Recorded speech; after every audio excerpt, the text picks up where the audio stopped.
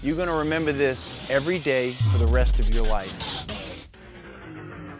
If you want to get to a goal, if you want to get to your dream, you got to focus on all the little steps. You have to put in your time. You have to be patient and you have to enjoy the process. Whatever you're doing now, whatever you want to be great at, whatever you want to be special at, I'm sure you maybe already be good at it, but to be extraordinary, you have to do extra.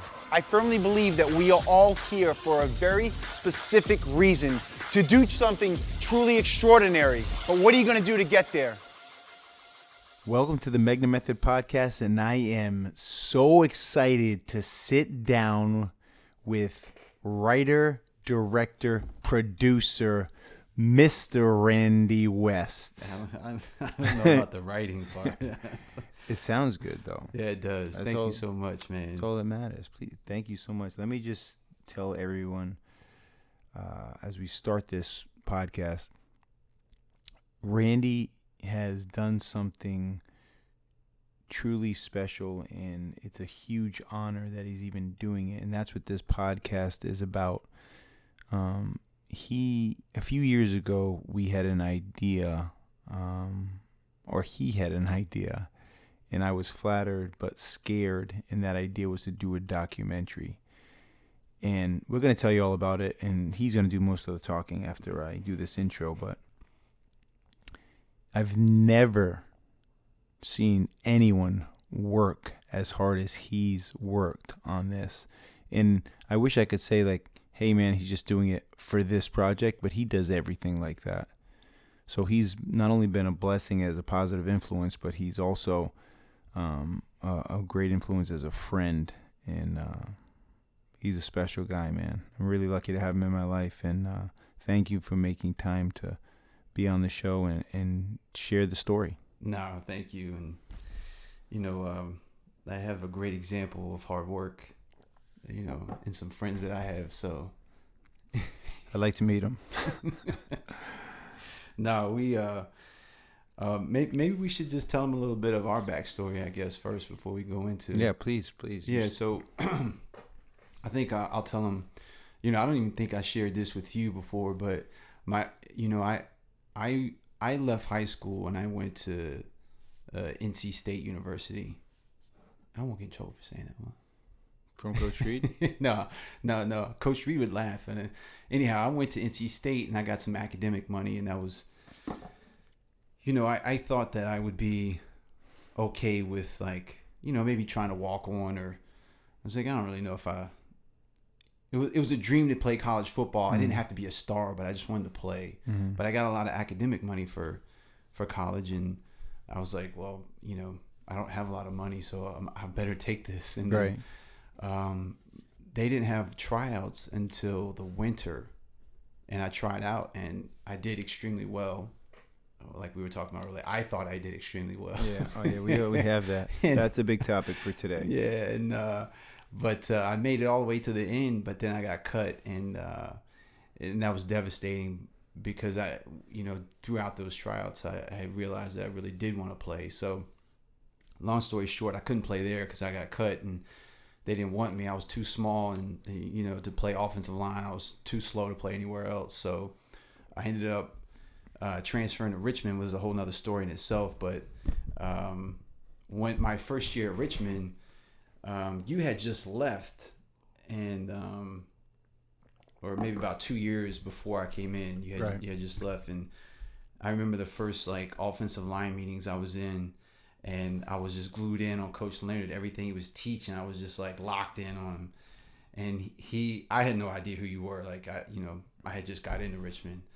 But he said, it was probably the best compliment. I didn't know. The other guys were looking at me like I was crazy, but they were like, he gave Coach Leonard, who you remind me of? This guy, Mark Megna. And I was like, who is that? What a sick and demented bucket to get thrown into. I'm sorry. No, it was, it turns out to be probably one of the greatest compliments ever. But I appreciate it.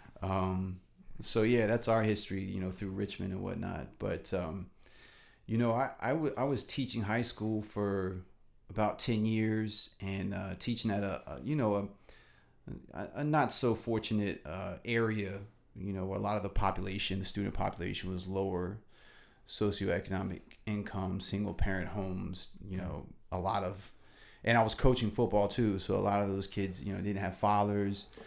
And let me just say, I'm sorry to interrupt, but I'm not so sure our listeners understand what it's like to be a teacher and be a coach. You're not exactly rolling in it.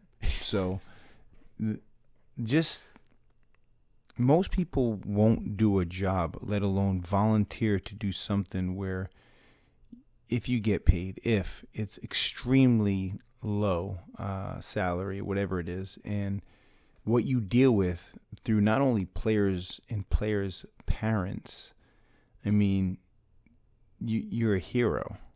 I'm serious, because my high school coach to me was someone truly special. But to volunteer the way you did and just commit so much of your life to doing something when it's kind of a thankless job. Yeah, I think, in today's world, materialistically, it is a thankless job, but intrinsically, right? I mean, it's probably one of the greatest rewards you could receive. I mean, you coach. I mean, It's not necessarily coaching like a sport or whatnot, but you coach an individual almost every single. Well, you yourself coach a team of trainers, and well, a lot of those times, those trainers are actually teaching me, and my job is to serve them the best I can. And it's usually, it starts off with me thinking I'm going to teach them something great, and it usually ends with me learning something great from them. But I've seen the way you work with the high school kids. It's really special, well, and they're lucky to have you. I You work your butt off, so you should.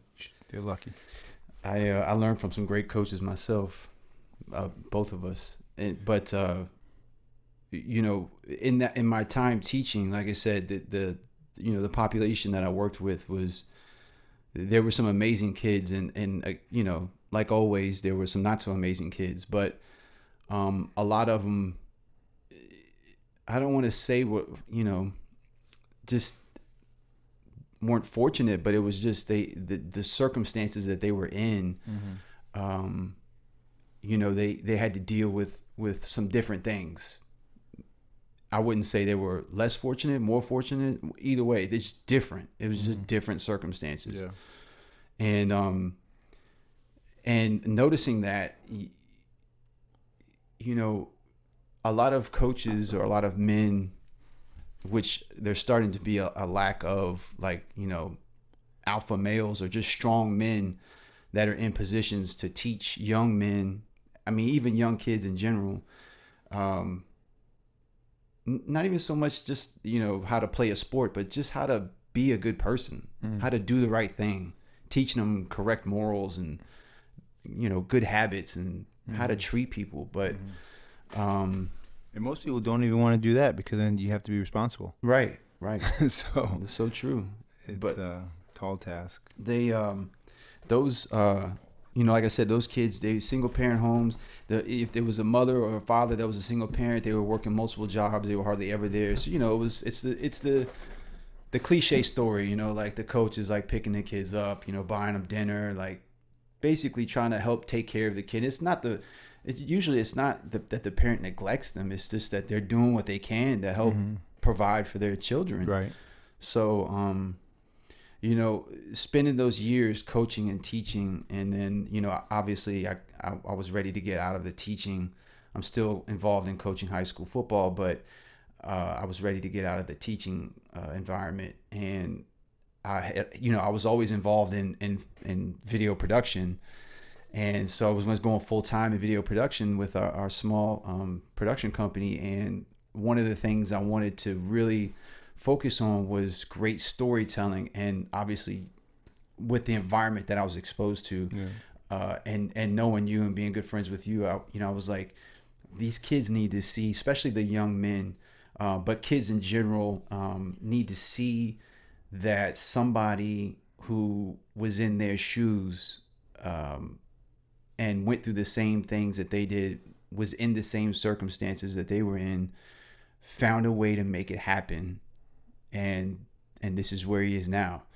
And I thought, who else would be more perfect than you? So that's when I approached you, and it was like, and look, I know for all of you that know Mark, that he's a super humble guy. So it wasn't like I was like, hey, Mark, man, let me make this documentary about you. And he was like, oh, that'd be great, man. I'd love to see something about myself. This is like, no, it wasn't like that at all. It was like, I had to approach him and tell him exactly why and what was the purpose behind it and how I was going to approach the whole project. And even then it was like he was very hesitant because knowing Mark, he doesn't think that his story is that profound or that impactful, but those of us who have witnessed it and been around it and seen it, and we know that how much of a positive impact it can have on those who view it. So this was me begging him to let me make a film about his life, so that number one, we could provide a positive story for not just kids but people in general, to see that no matter what your circumstances are, you can reach your goals, but guess what? There's going to be an insane amount of hard work, determination. Yeah, there's a price for that. And I think a lot of people are starting to lose focus of that. It's, I think more people are saying it now, with the whole social media and the microwave, society, that you want things, yesterday, that we need to get back to really focusing on putting in that hard work and putting in that time and effort and preaching that, so that people know it's okay when you're sweating and you're bleeding. It's okay. Mm-hmm. Like that's supposed to happen. So. Oh yeah. I just want to say, first of all, Randy didn't appreciate it, but he didn't exactly beg me. I mean, it was like, was there some convincing? I guess you could say that. It's just that, understand that when you put yourself out there, you expose yourself to all types of feedback. Yeah, there's positive, but there's also a lot of negative, and there's a lot of haters, and it is what it is. And some people say, hey, if you haven't arrived until you have a significant amount of naysayers or haters, but that doesn't make it easy. And sometimes some people don't want to deal with that, and I respect that. But I do think that we all have an obligation to want to be better, to do better, and be the best we can. And I want everyone to hear this and hear this clearly. I am not perfect. I am not on a pedestal, and I am not talking down to anyone. All we're doing is sharing my story. And I remember being in high school, my freshman year at Durfee High School. I was sitting down with my football teammates in a gymnasium. My high school coach, Bob Bogan, brought in a speaker, a guy who was playing college football, and he gave his speech, which was a very motivational speech, and it inspired us. And at the end, he said, there's going to be a lot of things that you go through in life that are hard. In high school, you're going to have to decide if you want to do certain things that may take you in another direction and could possibly take you away from your dreams. He said, if you want something bad enough, you got to make the necessary sacrifices, commit, and realize that your life is going to be a little bit different. And then at the end, he said, I'd love to tell you that 5 guys in this group will end up playing college football, but the truth is there's probably 1 or 2. And if one guy gets to play professionally, that's a long shot, and it probably won't happen. But there might be 1. And I remember instantly thinking, man, I hope he's talking about me. That can be me. Just the possibility that could happen. But I know that there's a lot of kids out there who do the right thing, who don't partake in things that are compromising to their health, that are doing the very best they can, not only on the football field or on the basketball court or ice hockey or baseball, but they're also great students, and they're trying to be good people. And I think that there's so many stories out there about kids who, fall and rise and fall and fall and fall and make. There's a bunch of kids out there who are doing great from day one and always live their life like that, but because there's no drama or there's no crazy fall from grace, that people completely ignore them. Like, we need to give a shout out to the kid who's getting verbally abused because he's trying to do the right thing in every day. because he's not partaking in drugs or alcohol. Like, that's okay. It's okay to be you. Everyone says just be a kid, have fun. Well, what if being fun is not doing any of those things? Why can't he just be himself? And why does a kid have to get picked on because he's trying to be the best human being he can? Live the best life, be as healthy as possible. That's not a negative thing. That should be praised. And I think that's a major part of this story. I agree. Yeah, hopefully we tell that story too. We tell it in a way that's effective and people really get that. So yeah, and it's not that. Listen, when I was in high school, I certainly did things that could have taken me down a horrible path, but it's just that I feel like I was lucky because I was able to catch it just in time before it got out of hand and make sure that, I don't judge people who go out and party. Like, I mean, I don't, if you want to go drink, if you want to do, like, I don't care what you do. Like, I don't judge anyone else, but I didn't want that kind of life for me. I looked all around and I saw everything that was happening in the city I grew up in and with my best friends and the group of guys I hung out with who were all tremendous athletes, who were all gifted and talented. And I realized I don't want that kind of life. I have to make a change. It has to start with someone. My father did drugs. My father drank in excess. And I said, I don't want to do those things. So am I a little bit hard on myself now? Sure. But that's the only way I knew how to break the cycle. I didn't know anything else. So that's a large part of the reasoning for this. And I trust my dear friend Randy to do the best job he possibly can. And man, like I said before, when I talk about, like, I've never seen anyone work so hard, let's talk more specifically about the work, because how many interviews have you collected? Man, I think we just got about 50 interviews for this project specifically. And tell them where they came from. Oh man, all over the country. All over the country. Well, the different acts are comprised of what? Oh, so we broke it down. Obviously there's, just to keep it simple and, especially for our audience, if we kind of split it up into 3 acts, the first act is the Fall River scene and, Mark's journey from childhood all the way to the end of his high school career or end of high school. And then act 2 is going to include, it's heavily college football, his tenure in the league with the NFL and then the CFL, and his time in Montreal, which was really special.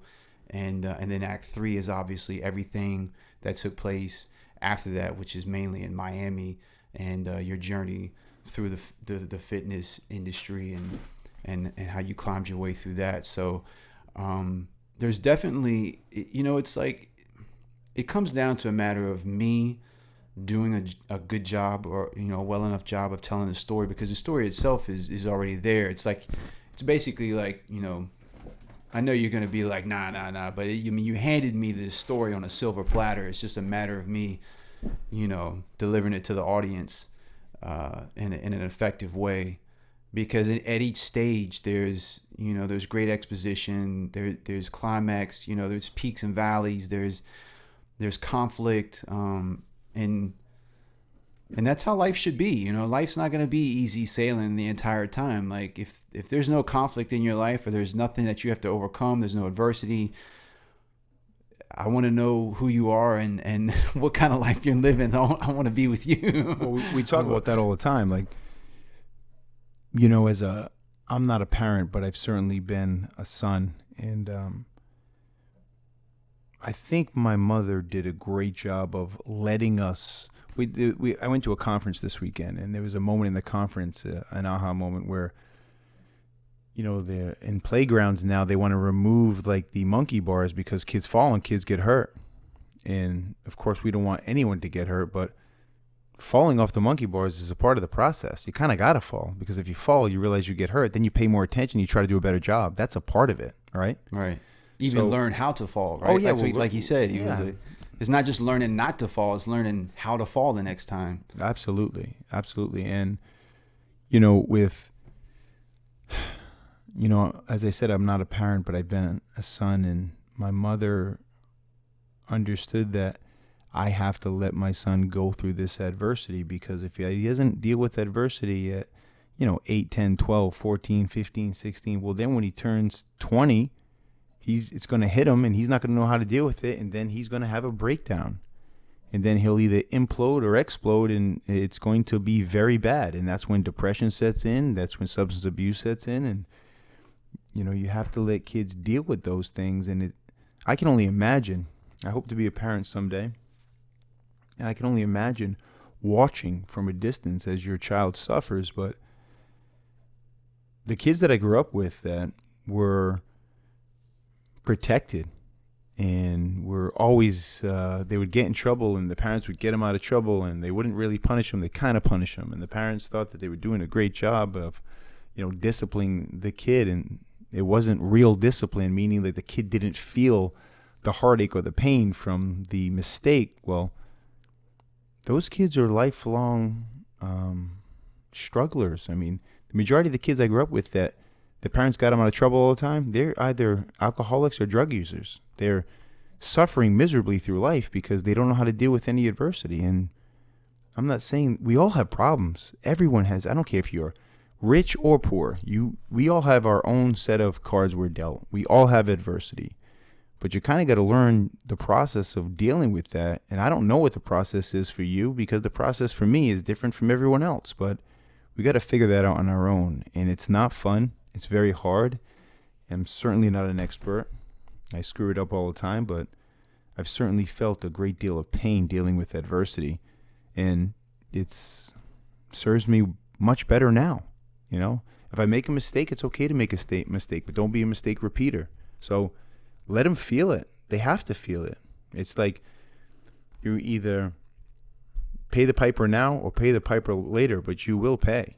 Mm-hmm. You can't avoid it. You can't hack the system, because at some point you won't be there to pick up the pieces. They'll be alone, and they will just fall apart. I don't know. Amen to that. So yeah, and there's a lot of and based off of that, there's a lot for every individual who watches the documentary, hopefully, that they can take from that in regards to that topic, and to add on to that, that adversity and that those conflicts, those obstacles, what we're hoping to convey in the documentary is,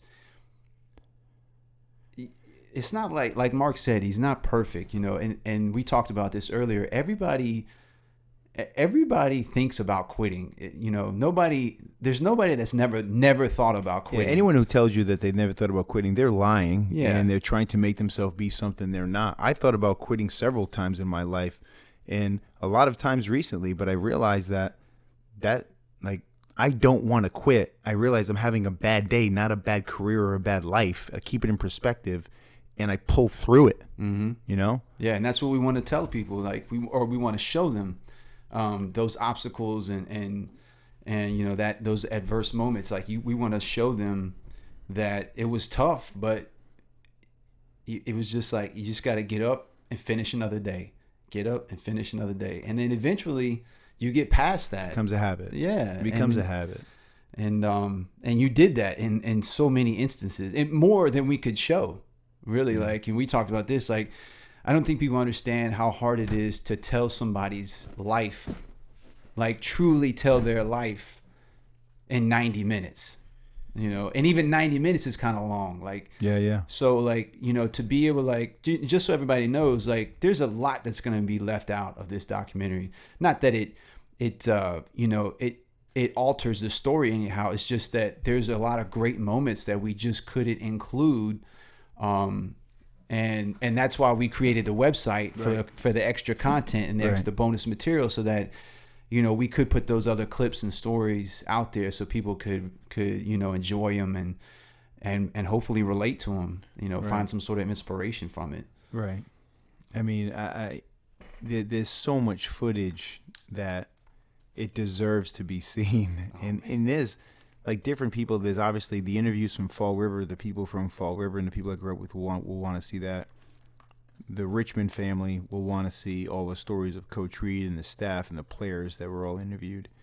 And then, the Anatomy family and community will want to see the story revolving around that with my business partners, Chris and Randy, and they have so much great information and feedback, like just great interviews. Like, honestly, you probably just want to watch them just because they give great interviews, and they can make stories about both of them as well.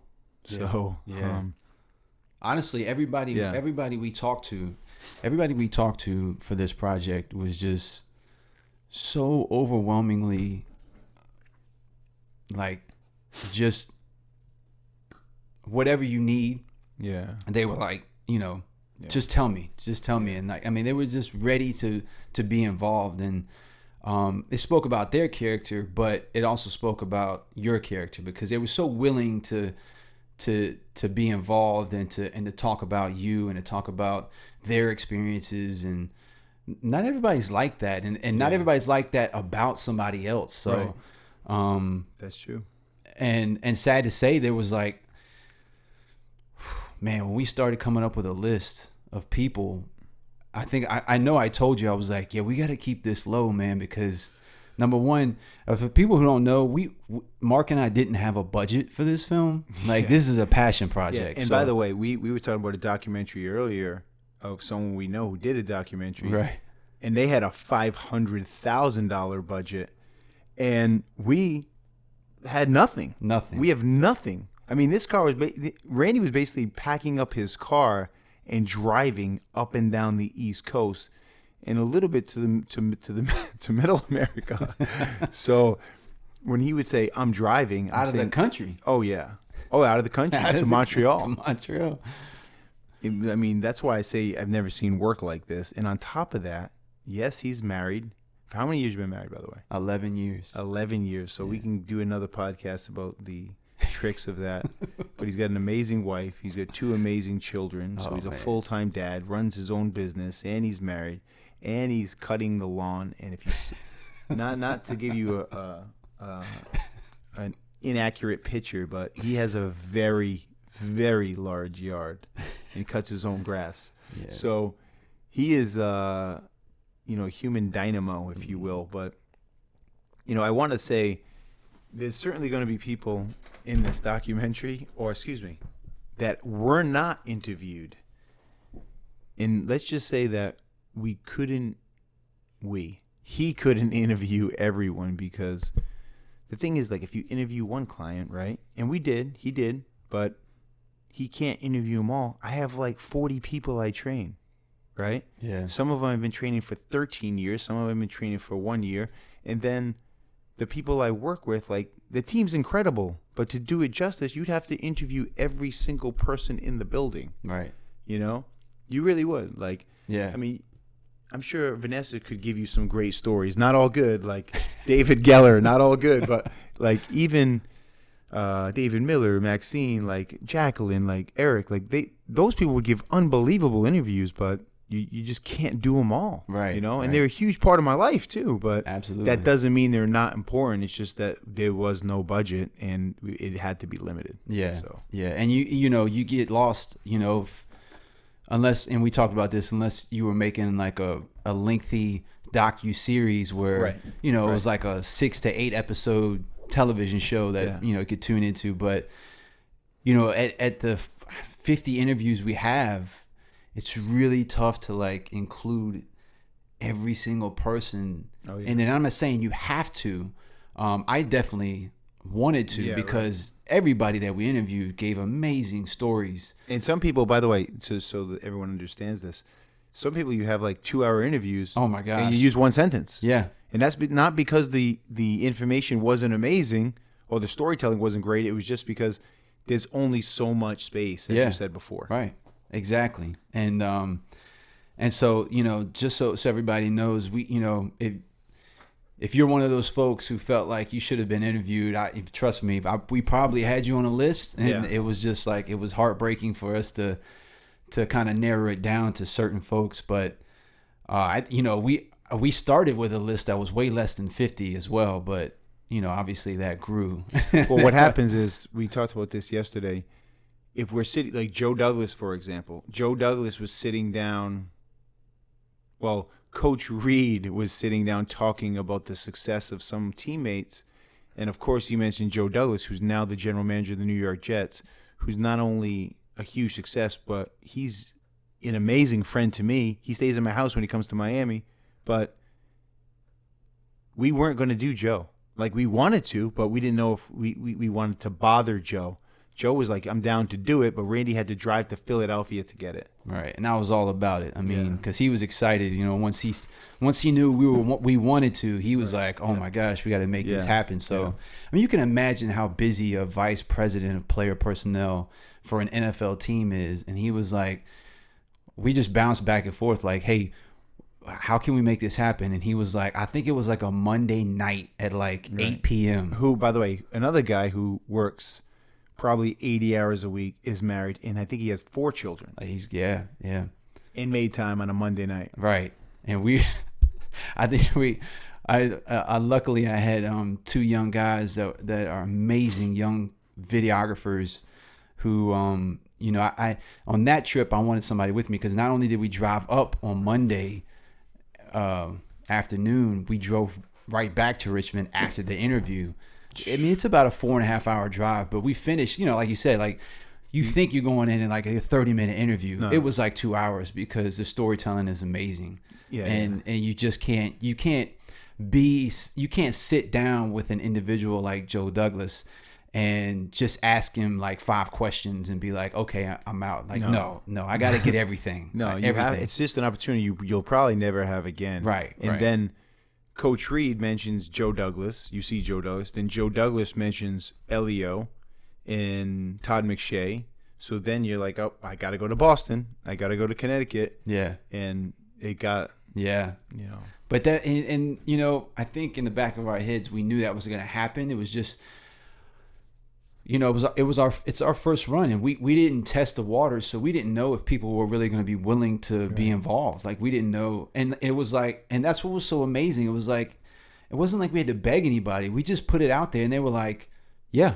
When can you be here? Like, when can we do it? Some people were even like, do you need me to come to Richmond? Right. And I was like, no way. Come on. Like Coach Reed. I mean, like, you coach college football. Like, Coach Reed would have drove down for the interview. So he's crazy. I mean, it was just a really, and the whole experience was amazing. It was not just, obviously I knew a lot of the Richmond guys, which was really fun for me to catch up with a lot of those guys and to just relive a lot of those stories. But going to Fall River and meeting those folks and, all of your family and friends and just experiencing the town, like almost kind of like getting an opportunity to walk in your shoes and it just kind of be one with Fall River, understand the pride that comes out of there, understand also the other side that makes you want to get out. And then, just understanding everything about Fall River it's just an amazing experience. And oh my gosh, and the food, I won't go into that, but the food is amazing, and the breads, and I'm a fat kid and I love bread. So, I mean, where else? Did you go to Mazzilli's? Did you go to Mazzilli's? I didn't. Oh my, that's a sin. Yeah. Oh. And then, maybe we can have those shipped. We'll see if we can. They won't be as fresh though. Yeah, but there's got to be a way. Yeah. My brother can do it. They, So and then oh my gosh, getting to go to Montreal, which was an amazing. I mean, we went in December and it was freezing cold, and it was still a gorgeous city. Like, it was so fun. It's a great city. And fortunately, I was lucky enough to take my wife and kids, and my kids loved it. My wife is a foodie, and she thought the food in Montreal was good. The big shout out to Max, man. Max, he looked out for us and took care of us as far as the food and just everything. And Anna, it was a great experience. And then always, going to Miami and talking to the folks in Miami and being down there. How can you not enjoy going to Miami? Yeah. So, and it's always an opportunity to get to see you and hang out with you and Melanie. So it just, the whole process was amazing. And by the way, this has been like 3.5 years. So don't, this wasn't like the last few months. Like this has been 3.5 years of traveling to and fro, to make this, possible. Even places like Kentucky, Tennessee, we're out in Kentucky getting Anwar Stewart, Tennessee getting Chris Jones. Chris Jones, one of my teammates that played with Montreal, he was an assistant coach in Kentucky. And then Chris Jones, who's my defensive coordinator, who's had a lot of success in the CFL as a head coach and won a Grey Cup, is now what position is he? I think he's the defensive line coach. He's a defensive line coach and coordinator. I think not yet, but he's a defensive line coach for the Cleveland Browns. Yeah. And he was the guy who gave me a shot in Montreal, who no one else kind of wanted me, and he was like, "I want that kid." Yeah. And, he gave a great interview too, man. He did. He's such his football IQ is off the chart. I mean, he's going to climb the ladder extremely fast in the NFL. Smart guy, man. Yeah. Ooh, smart. But, then there was a lot of people that we reached out to that were extremely busy. And then when they kind of heard what it was, wanted to jump back in and be like, no, I'm available. And I was like, bro, it's kind of too late, man, because I can't. Every time I was like, Randy, I think you got to go to Connecticut to get Todd McShay. It would like crush my soul to say it to him because it's like, you need it. Randy knows we need it, but it's like, now I got to ask this guy to leave his family again for a weekend or during the week to drive to Connecticut. I'm like, I felt like just not saying anything. But the idea wasn't to, when Randy said it's been 3.5 years, the idea wasn't to just smash something together and get it out there. Like, I'll give you an example. Sharif Malik, when he was interviewed, what did he say when you broke out all your equipment? He was like, wow, this is so professional. He's like, this is real. And this is real. Like, Randy, if you saw what his house looked like in the rooms of video, like, he's a real videographer, movie maker, short filmmaker. Now, this is his first piece like this, but he's been doing this for how many years? 15 years? Yeah. I think? Yeah, professionally, so, yeah. This is like a serious, real big thing, and it took that long to put all the pieces together because my life has been in Fall River, Richmond, New England with the Pats, Cincinnati, Montreal, Miami, all over the place, and he had to pull all those pieces together, and just laying down the foundation took time. Yeah. It took a lot of time. Oh man, and we had an idea of where these interviews would take us, but it just turned into so much more once we started getting. It was like an octopus. Oh man, it was worth it though. It was so worth it. It was not only the experience, but just connecting people was I think is going to end up being a huge part of this story. Right. And it's been a joy, man. It's been a joy, and we still have a long ways to go. We're not done, but we can see the finish line. Oh, and yeah. it's super exciting. And I hope that we do a great job telling the story. And I think you and I discussed this before. It was like, because it's a passion project. We obviously we can say, oh well, we just want to make a great film. Like, yeah. I mean, obviously we want to get some sort of reward out of it, but really in the end, if it's one person that sees that film and is like, it changes their life, which I think is going to be more than one person, obviously, but it's worth it. It's worth it. I mean, it's a great feeling. Yeah. I mean, I think that there's kids out there, like I said before, I think I keep saying there's kids out there, but the truth is, I think this could be a great book for so many different types of people. They go, okay, Mark was a football player. It's going to be great for football players. I mean, listen, I hope so, but that's not what it's about. It's not about football. It's not about just academics. It's not about struggle. It's about all of those things. Like, I just finished my book, and the book is called Dream Big, Never Quit, by the way. And it'll be out soon in the next few months. And when the editor was going through it, I said, just out of curiosity, who would you say this book is built for? it was very funny. The answer I got back was, parents, this is a book about parenting. And I never heard that before. And I was like, really? He's like, oh, yeah, your mom, the way your mom handled things and handled you and brought you and your brother up. And I was thinking, that shocked me. I thought, okay, it's about college football or training. And he said parenting. So I think there's something in there for everyone. I really do. And yeah, no, it is. You know, we talk about it all the time. You think you're better than you are.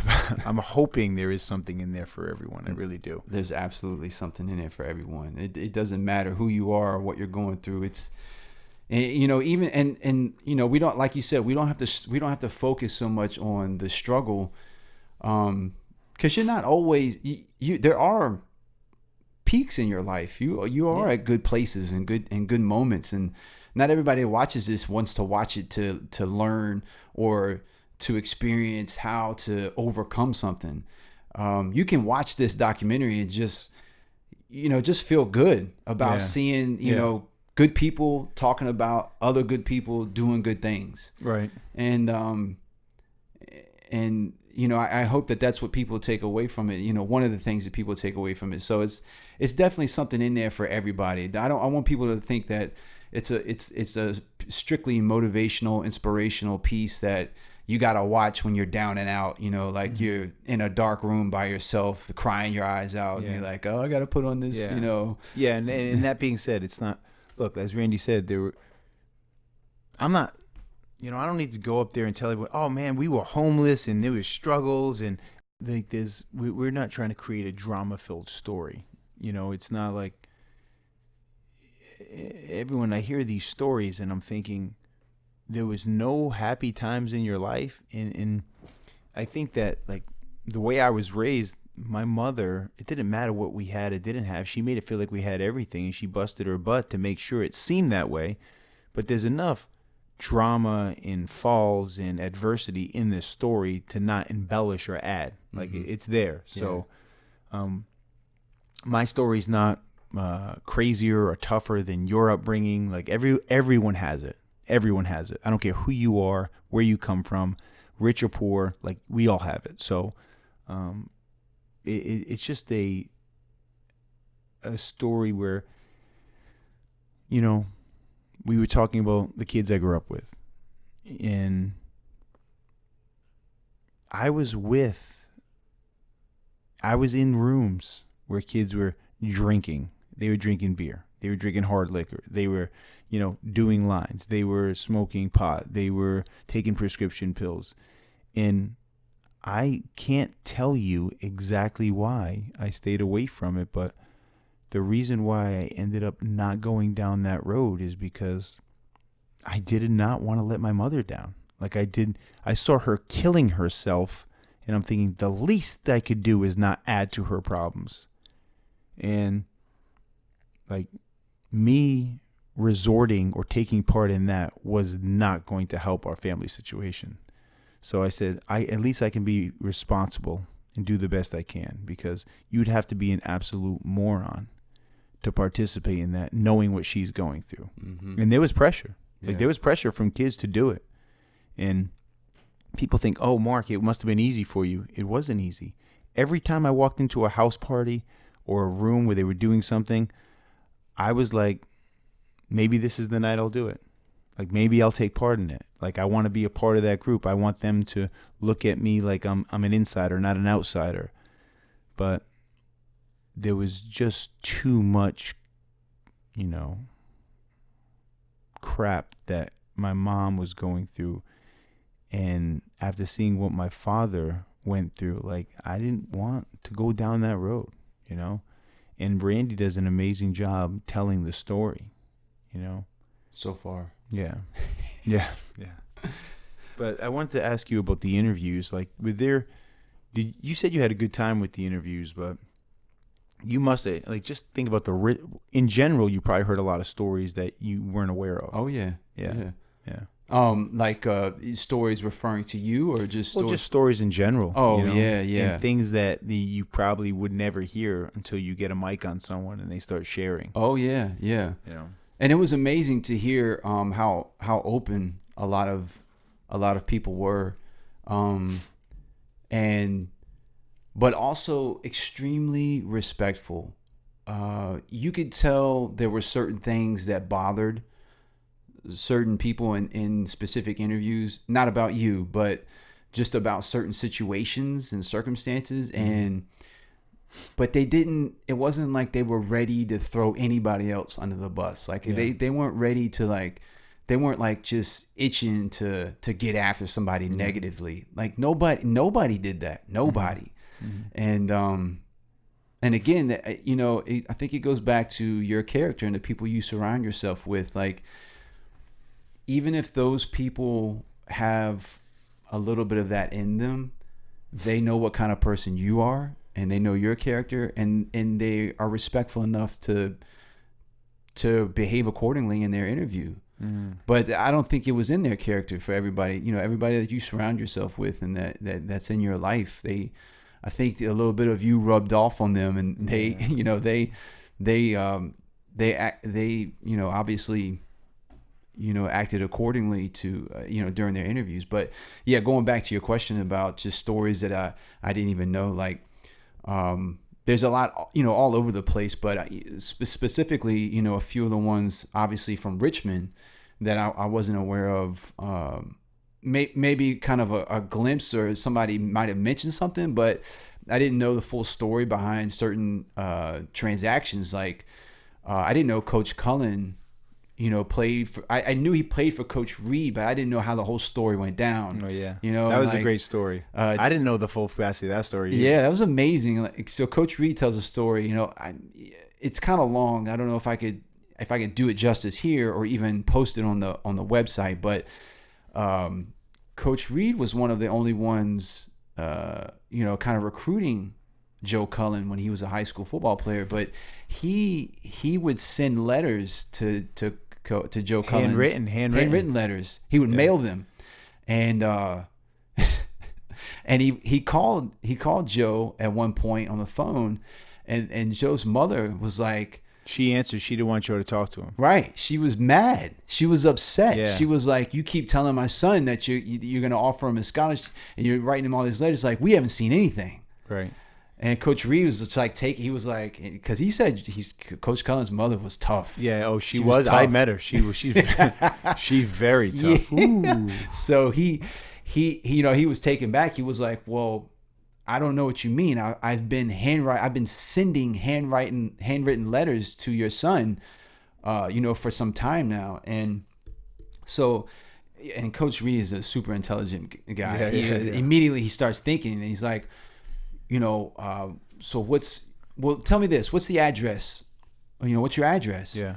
And she gives him the address. He looks at the address he's been mailing to. It was the wrong address. Mm-hmm. It was like a house like right down the street. Right. So he goes. He says that his mother was like, "I'll call you back." Right. So the first thing she did was she went down the street, right, and she asked the guy who lived there, "Have you been getting letters from Jim Reed at Boston College?" And the guy saved all of them. Yeah. He had them in a box. Yeah. So normally you would think like, "Oh my gosh, I'm so grateful. Thank you for this." Like, she chewed the guy out. Yeah. How could you hold on to these letters for so long? Why haven't you given these? Right. You didn't say a word. So right. I'm sure she did it in a much not so PC way, but in a very Quincy way. Yes. Yeah. So she's from Quincy, Massachusetts. Right. So after that, everything was, extremely kosher. But it's you have to. Jim Reed is a much better storyteller than I am. You have to hear him tell it. But stories like that, and then not everybody knows. And I don't think telling this really spoils anything in the film, but not everybody knows that Coach Reed recruited a lot of kids, not a lot, but a handful of kids from Massachusetts and the Northeast when he was the defensive coordinator at University of Richmond. Mm-hmm. And a lot of those kids were the incoming class of 1994. Well, right before that season. And committed because of Coach Reed. Right before that season, Coach Reed was offered the defensive coordinator position at Boston College. So, and it wasn't like he was just going home. It was familiar or anything. He was going to be making like 3 times what he made at Richmond. Yeah. He was living on a couch in Richmond. They just took his rental car away. He didn't have any transportation. Boston College was going to pay him 3 times more, give him a car. His family was in Boston. And the head coach of Richmond at the time said, "I can't believe you'd be interested in something like Yeah. this." He was like, "I mean, I'd like to, take care of my family and eat." Yeah. So he actually left and was the defensive coordinator at Boston College for the 1994 season. That's when Mike Mamula was there, I think. Yeah, you might be right. Yeah. Yeah. And then, but he says, Coach Reed, obviously he tells the story. He had a hunch that he might be back. Yeah. So it wasn't long. It was immediately after the fall of '94.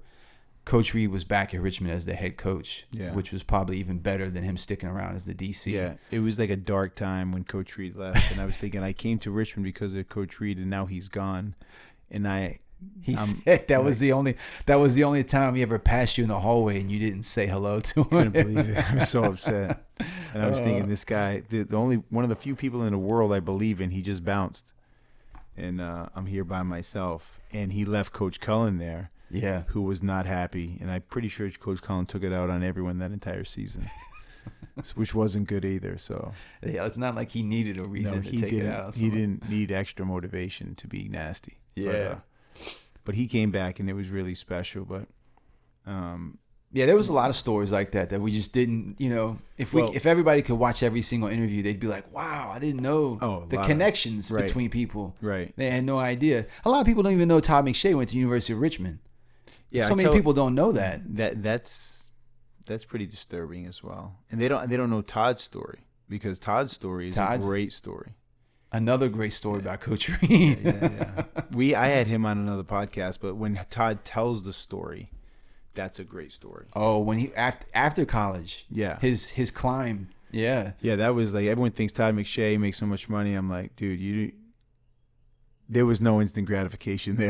No, Same thing with Joe Douglas. That was 20 years. Yeah. That was 20 years.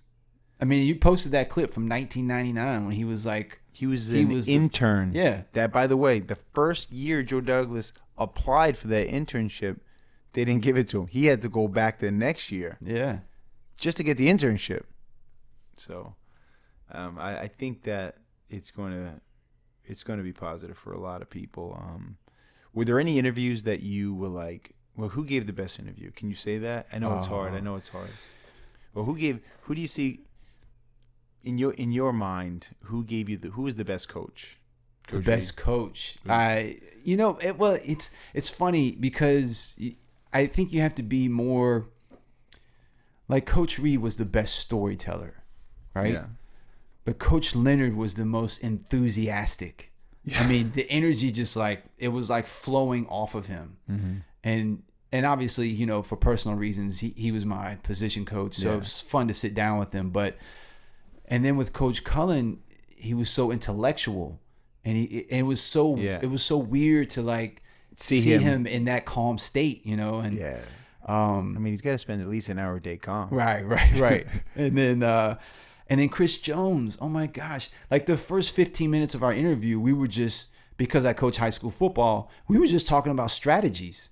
We hadn't even started talking about like you or anything. Like we were just talking about football strategies. That guy could talk football for a month. My gosh. And not break stride. He's a wild man. Yeah. He loves football. And I mean, and Coach Hansen, it's hard to say, each one of them was the best in a certain category, Yeah. Ultimately, and I think all the coaches would agree, Coach Reed he's just a great storyteller, and he has such a wealth of knowledge.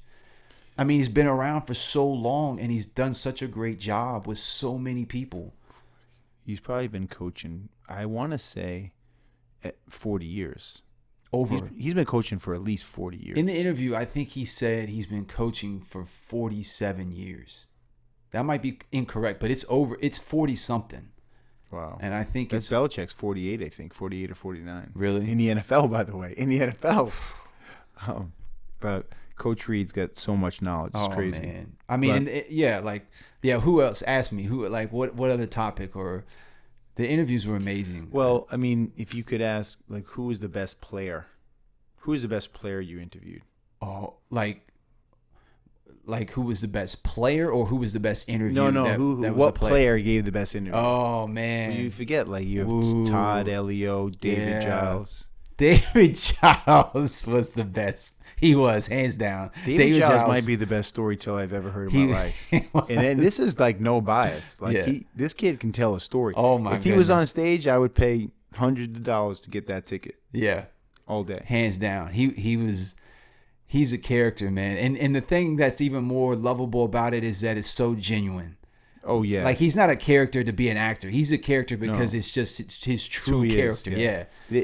Genuine, and Randy, what they remember. Oh gosh.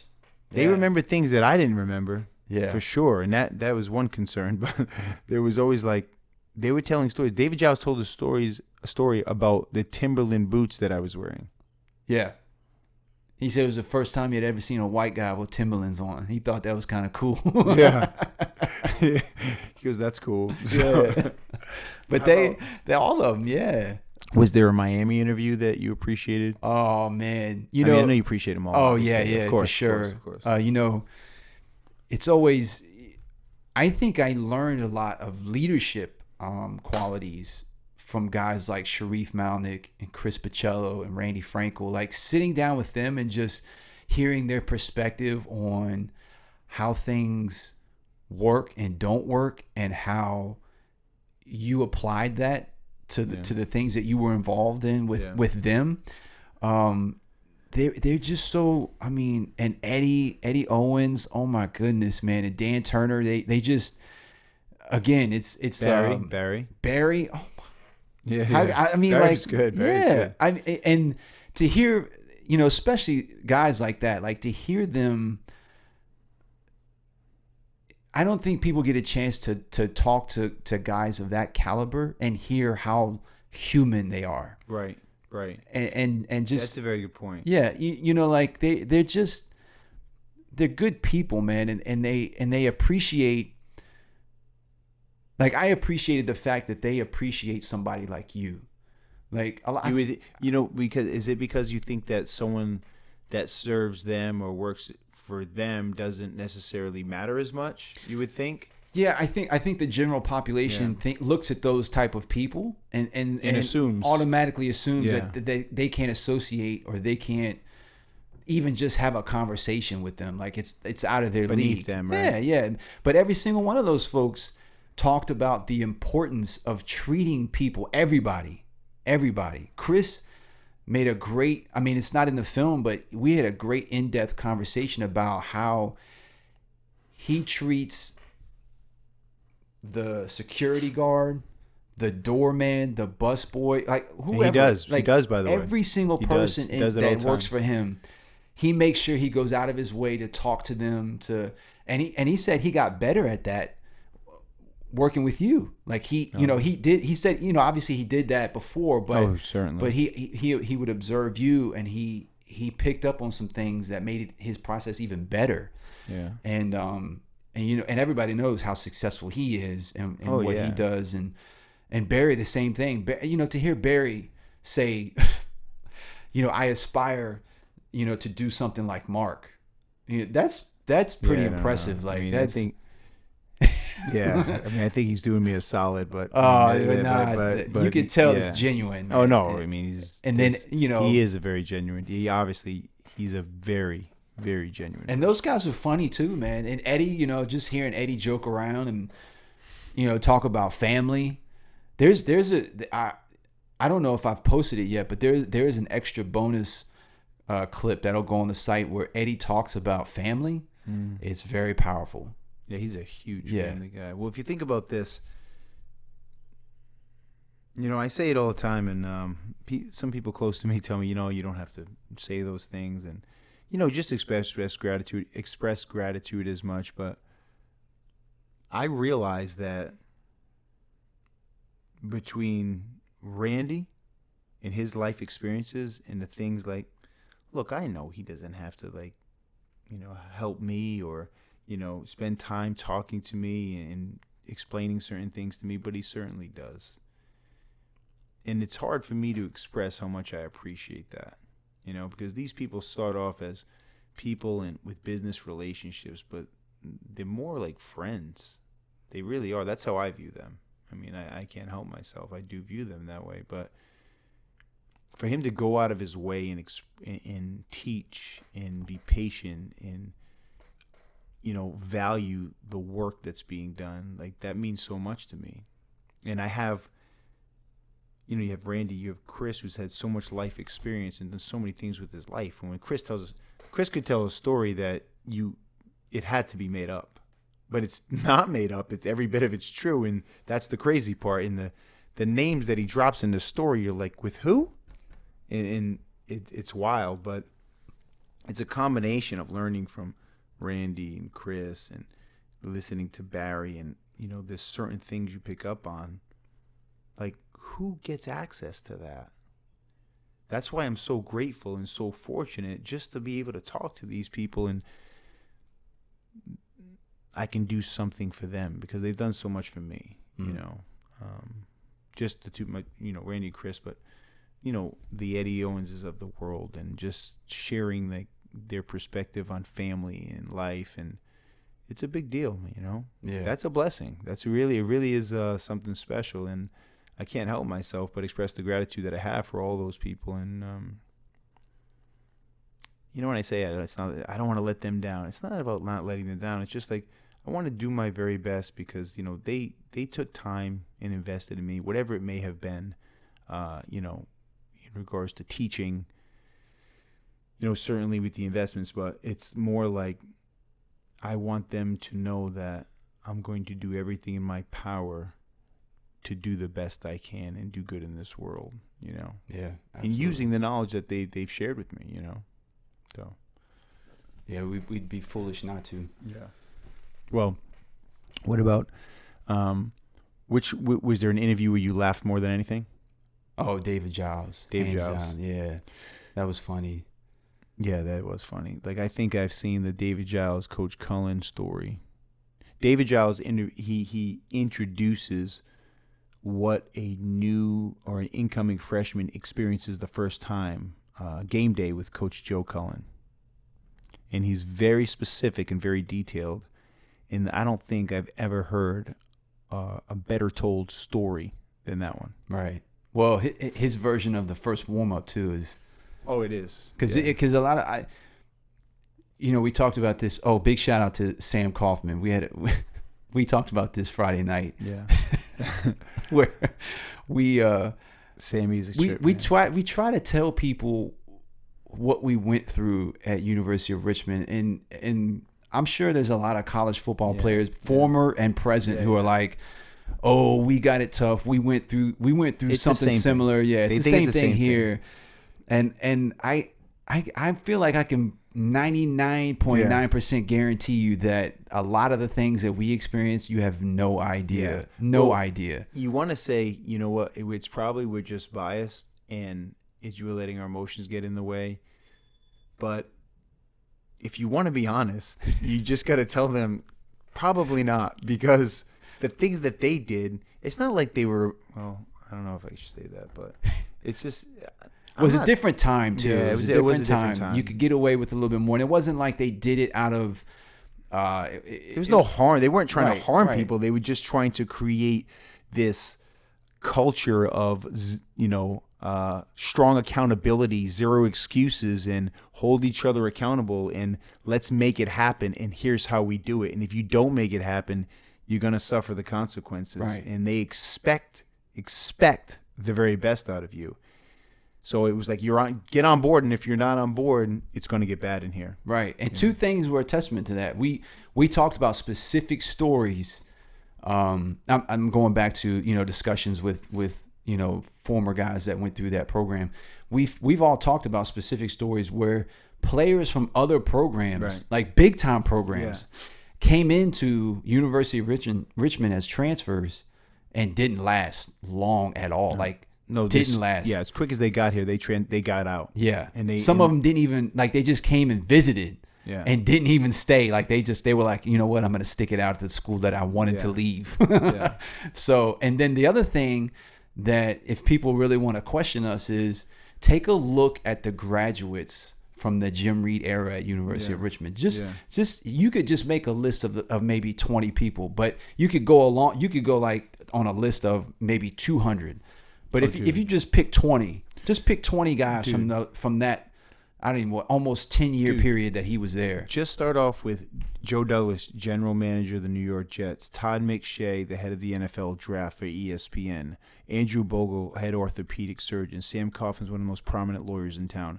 There's like lawyers, doctors, people who work for big time Vermont Streeter, Wall Street, like people who work for Pfizer, right? The head of Pfizer, like these top guys. Yeah, the list is crazy, and I think that he just breeds a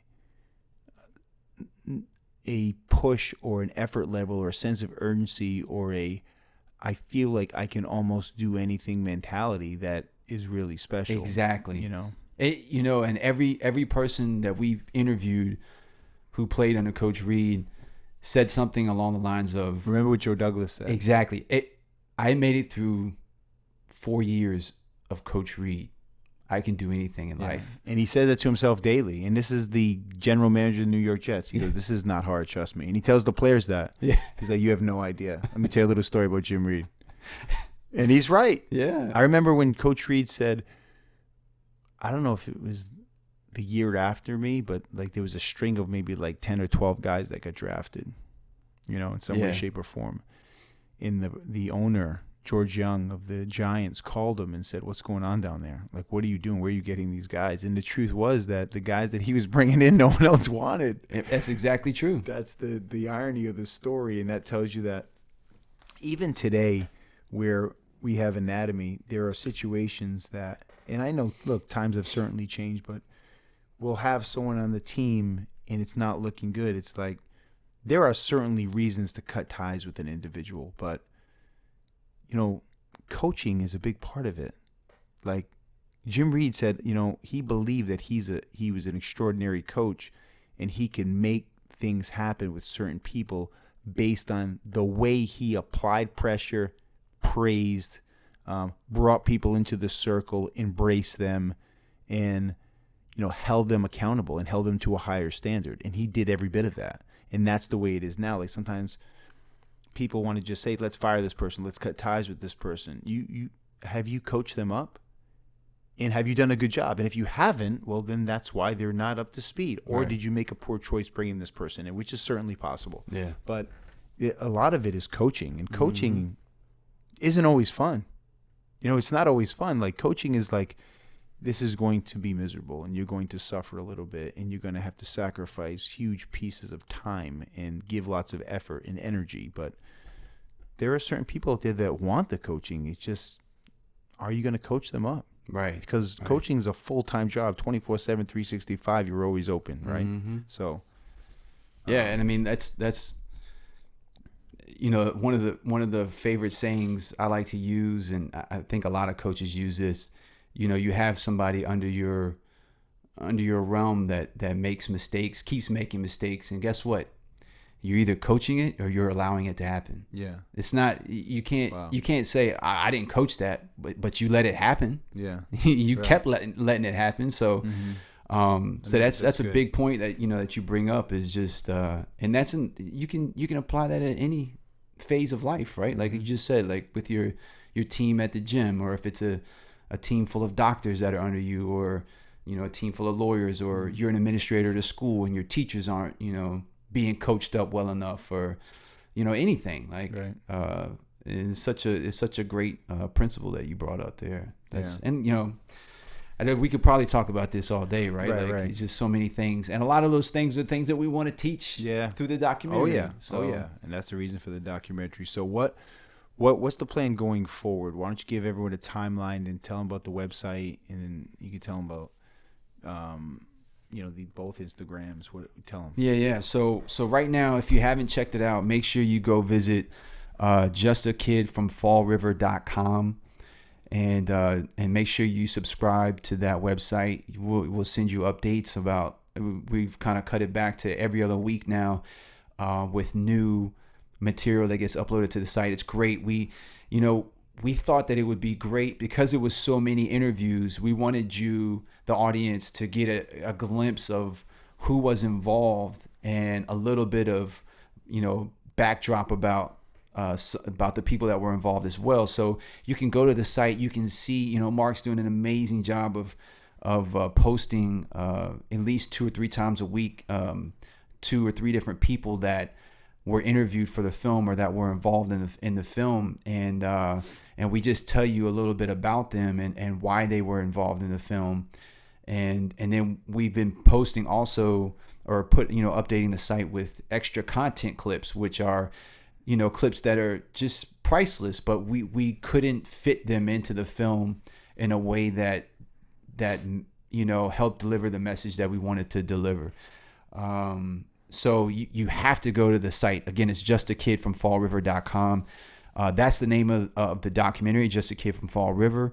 And right now we are, I would say, about 50% of the way done. Right now we're in a stage where we can move a lot faster.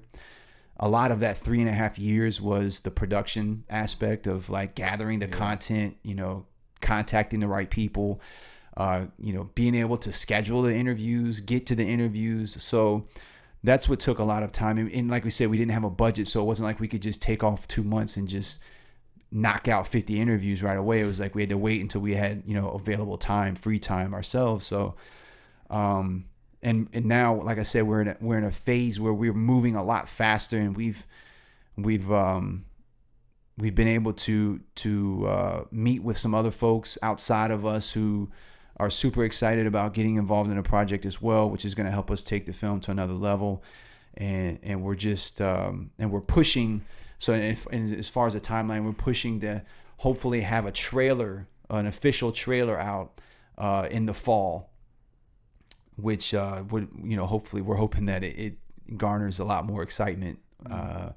Which I mean, I believe, I know that there's a lot of excitement already, but we really want to reach a lot of people outside of our circle that this could be a positive impact for. And so we get that trailer out in the fall, and then from there it's just a matter of the right time to release it. Mm-hmm. So and where? Yeah, and where? Mm-hmm. Yeah. So we're narrowing that down right now, but it's getting close. So for those of you who are excited, and we keep getting messages of people like, when's it coming out? When's it coming out? And trust me, we're working extremely hard, and we've got some really big plans for it. We don't want to rush it because we don't want to screw it up. But at the same time, we are pushing as fast as we can because we want to get this out. And it's cliche, but you never know what tomorrow holds. So that's why we want to get it out as fast as possible. Mm-hmm. If this could change somebody's life, or just have even the least bit of positive effect on somebody, we want to get it out to them before anything could not have a positive impact on that person. Right. Yeah. And the Instagram, did you do that? Oh, no, Instagram. Yeah. So Instagram, you can follow Mark at Mark Megna. Yeah. And then or the Just a Kid from Fall River. Or at Just a Kid from Fall River, that handle for Instagram as well. And you can also you can find you can follow Mark's Facebook page, my Facebook, our Monarch Productions Facebook page as well. We just kind of pretty much we post the same things, on as many outlets as possible, just so we can reach a wider audience. So, and if you need someone for video work who's incredible. After we get the film out, Monarch Productions, Randy West, does an amazing job, and I've seen him do amazing things for homes, for weddings, for everything. And this guy is like a gift, man. He's an incredible friend, and I don't know how you're doing all this. I ask him every day. I say, how do you do all this? I don't get it. I'm trying to figure it out now, but very exciting time. Thank you for tuning in, Randy. Thank you for being on, and thank you for committing a big piece of your life to do this, man. Oh, it's a big deal. It's a really big deal. So thank you. Yeah. And I just, before we leave, I'd say a lot of, I did do a lot of work, but fortunately, like Mark mentioned earlier, my wife is super understanding. Tasha, she's amazing. I couldn't have asked for a better wife. My 2 kids, Isabel and RJ. My family has been so supportive. Like Mark said, like a lot of times I'll have to leave the family for days, maybe a week, to get somewhere and get an interview and get back. And And like we said, I'm not getting paid for this. This is a passion Yeah. project. So, my family is just so understanding. I want to make sure that I said thank you to them and let everybody know how amazingly supportive that is. And that's a huge part. Like people, I just want to make sure they understand that. Like, if I didn't have an understanding and supportive wife, No, you can't. this wouldn't have happened. No, I you're mean, right. You're right. so So Melanie, shout out to you for putting up with all this and letting Randy Yes. stay at the house and Yes. have video equipment all over the house, all and, over the place. and doing the interview and At the house, supporting us yeah. and being patient and understanding. Because, you know, I don't want to get into it now, but being the wife of Mark, Megna is not the easiest thing in the world. She's a saint. She is a saint, and thank God for her. She's amazing, but I'm very lucky to have her. So, all right, man. So when is this one going to come out? This week? Next week? Yeah, give it about a week or so. Yeah, So so- it'll be out there. All right, we'll cut that part out. But all right, thank you guys for tuning in. Yeah. Go see the film. Go see the film.